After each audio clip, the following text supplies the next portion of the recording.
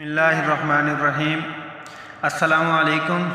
शुरू अल्लाह के नाम से जो बहुत बड़ा मेहरबान निहायत रहम करने वाला है, और करोड़ों दरूद व सलाम मोहम्मद अरबी सल्लल्लाहु अलैहि वसल्लम पर और उनकी आल पर। मैं हूँ डॉक्टर असद।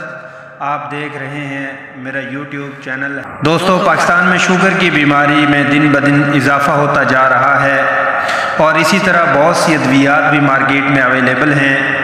उन्हीं में से एक टैबलेट विल्डोमेट है, जिसकी हम अगर पोटेंसी की बात करें, ये 50/500 में और 50/850, 50/1000 ग्राम इसमें मार्केट में अवेलेबल है। ये दवा किस तरह मरीज़ के अंदर जाकर और कैसे शुगर को कंट्रोल करती है, और इसकी अफादियत क्या है, और इसका दुरुस्त तरीका क्या है इस्तेमाल करने का, इसके फ़ायदे क्या हैं, इसके नुकसानात क्या हैं, और कौन सी एज में इसको इस्तेमाल नहीं करवा सकते, और गुर्दों में जिन पेशेंट को गुर्दों की प्रॉब्लम रहती है, यानी किडनी प्रॉब्लम है, तो उनमें कौन सी अलामात में इसको इस्तेमाल नहीं करवाया जाता। ये तमाम सवालात हमारे आज की वीडियो का मौजू हैं। अगर आपने अभी तक मेरे YouTube चैनल को सब्सक्राइब नहीं किया, वो मेरे YouTube चैनल को सब्सक्राइब कर दें और बेल आइकन को प्रेस कीजिएगा, ताकि आपको मेरी वीडियो बर वक्त मिलती रहे। चैनल को सपोर्ट करने का शुक्रिया। दोस्तों, अगर हम इसके कंपोजिशन की बात करें तो इसमें वीडाग्लिप्टन प्लस मेटफॉर्मिन मौजूद होता है।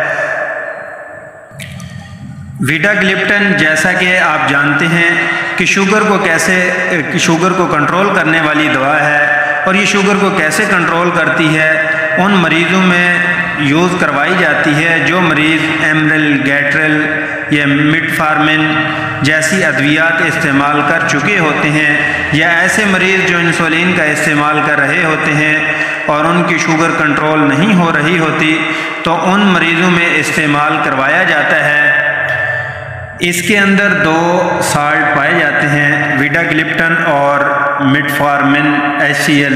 वीडाग्लिप्टन वीग्लिप्ट फैमिली से ताल्लुक़ रखती है। ये जिस्म के अंदर पेंक्रियाज यानी लबलबा को इन्हांस करके जो ज़्यादा से ज़्यादा इंसुलिन पैदा करे और ग्लूकोज़ की मकदार को कम करे।